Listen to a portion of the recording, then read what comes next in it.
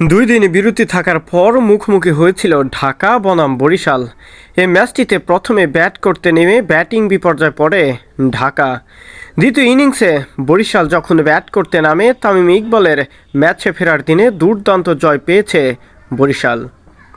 তামিম ইকবালের ৪৮ বলে ৬১ রানের দুর্দান্ত ইনিংস ১৬ ওভার মোকাবেলা করে এবং ৮ উইকেট হাতে রেখেই শেষ পর্যন্ত জয় নিশ্চিত করে বরিশাল। ডেভিড মালান, তামিম ইকবাল দুজনে মিলেই জুটি বেঁধেছিলেন খুব ভালোভাবে। তাদের জুটি থেকেই জয়ের বন্দরে পৌঁছে যায় দলটি। তামিম ইকবাল শেষ পর্যন্ত লড়াই করেছেন বাঘ সিংহের মতো। ঠিক একইভাবে দলের অন্যতম তারকা ডেভিড মিলানও দলের সাথে যোগ দিয়ে লড়েছেন অন্যরকমভাবে। টি-20 ফরম্যাটে যেভাবে ব্যাট করা উচিত ডেভিড মালান, তামিম ইকবাল দেখিয়েছেন নিজেদের আধিপত্য।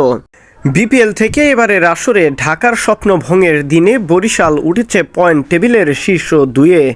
পয়েন্ট টেবিলের প্রথম স্থানে রয়েছে রংপুর রাইডার্স, দ্বিতীয় স্থানে বরিশাল বুলস। তাদের দুজনকে নিয়েই অনেকে আশাবাদী ফাইনাল ম্যাচটি দেখার জন্য। তামিম ইকবাল কিছুদিন আগেই দল থেকে জাতীয় দলের 3 ফরম্যাট থেকেই অবসরের ঘোষণা দিয়েছেন, কিন্তু এ ম্যাচটিতে যেভাবে জ্বলে উঠেছেন একজন তরুণ খেলোয়াড়দের মতোই। তামিম ইকবাল যে একজন অভিজ্ঞ খেলোয়াড় সেটা প্রমাণ করেছেন এ ম্যাচটিতে। ঢাকার হয়ে উল্লেখযোগ্য বলার মাত্র মুস্তাফিজুর রহমানই, এছাড়া সকল বলাররাই ছিলেন খরুচে।